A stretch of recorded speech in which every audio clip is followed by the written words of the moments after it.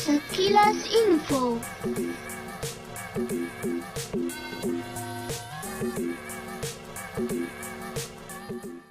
Isu-isu pendidikan adalah suatu masalah atau peristiwa yang terjadi dalam perspektif sistem pendidikan. Berikut contoh isu-isu dalam pendidikan. Pandemi COVID-19 memiliki pengaruh besar terhadap pendidikan di Indonesia maupun di dunia. COVID-19 pertama kali ditemukan pada tanggal 31 Desember 2019 di kota Wuhan, Provinsi Hubei, Tiongkok. Kasus positif COVID-19 di Indonesia pertama kali dideteksi pada tanggal 2 Maret 2020. Kemudian WHO tanggal 11 Maret 2020 menetapkan wabah ini sebagai pandemi global. Penularan COVID-19 adalah melalui kontak antar manusia, menyebabkan virus ini mudah menyebar dengan cepat. Jumlah pasien membludak dan tidak ditemukannya obat penawar, membuat pemimpin dunia menerapkan kebijakan untuk social distancing.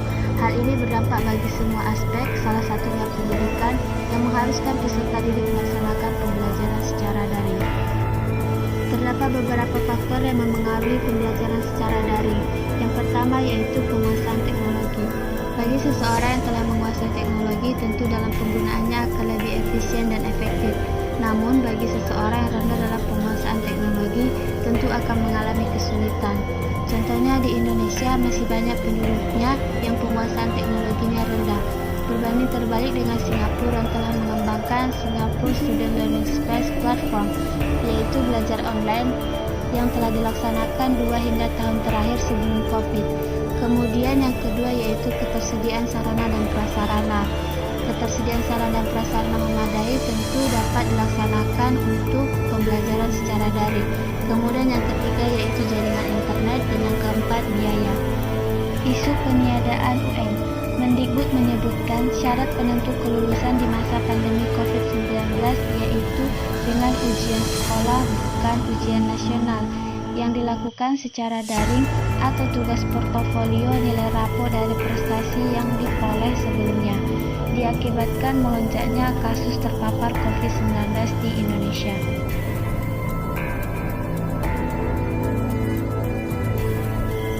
Isu belajar tatap muka tanggal 13 Juli 2020. Sebelumnya Kemendikbud menegaskan bahwa tahun ajaran baru 2020-2021 akan dimulai pada tanggal 13 Juli 2020. Ikatan Guru Indonesia meminta Kemendikbud untuk menggeser tahun ajaran baru 2020-2021 ke bulan Januari 2021 untuk memberikan kesempatan Kemendikbud meningkatkan kompetensi guru selama 6 bulan.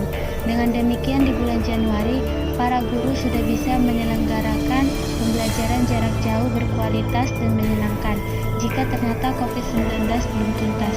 Selain itu, pergeseran tahun ajaran baru bisa dianggap mengurangi stres orang tua dan siswa terkait ancaman penularan COVID-19.